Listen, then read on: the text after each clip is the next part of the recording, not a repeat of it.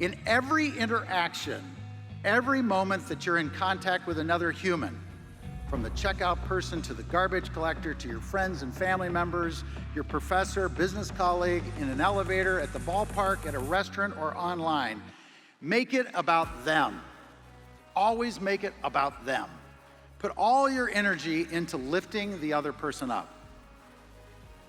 Trust in yourselves enough to bury your egos so you focus on them instead of what they think of you. The stronger we are inside, the humbler we can be outside in using the most powerful phrases that give our power to another person. Let me tell you a story about when and how I finally learned the power of this habit, a story that continues today and frankly led me here to this podium. It was a hot, sticky July evening 22 years ago. Our son Scott and I were riding in the back seat of our minivan as my wife Susan drove along a 2-lane highway outside of Grand Rapids. In the blink of an eye, a drunk driver swerved across the center line, slammed into us head on.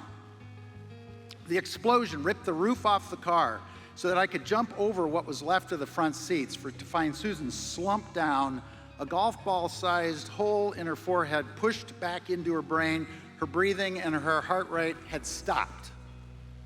When we arrived downtown, a chaplain told us Susan was barely clinging to life on a ventilator, in full coma with a major traumatic brain injury. After 2 weeks, Susan began to move a finger. Then she opened an eye and eventually tried pulling out her feeding tube. After 3, her clinician said that she needed to be moved to Mary Free Bed for rehabilitation, and so she was.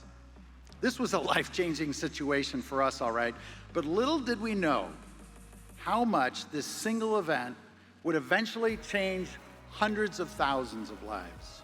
She's right over here with us, and she's fine.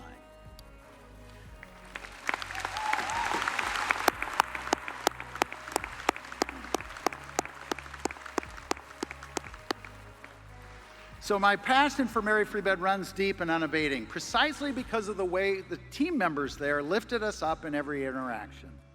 That's the power of what I'm talking about. And then when Mary Free Bed faced the prospect of its own potential demise, I was asked to become CEO. After 120 years, Mary Free Bed needed a moonshot to save it, a risky, bold vision to save it from certain death due to increased competition. So as moonshots go, it's been more of a Mars shot, with growth beyond anyone's wildest imaginations. As CEO, I give credit to my team, all of it. My main purpose is to put aside my ego, to love and empower my team so that they know that they're safe and supported and can be comfortable taking risks to beat our moonshot expectations. You came to this university to be part of a solution. You're here today because you worked hard and you've proven you got what it takes.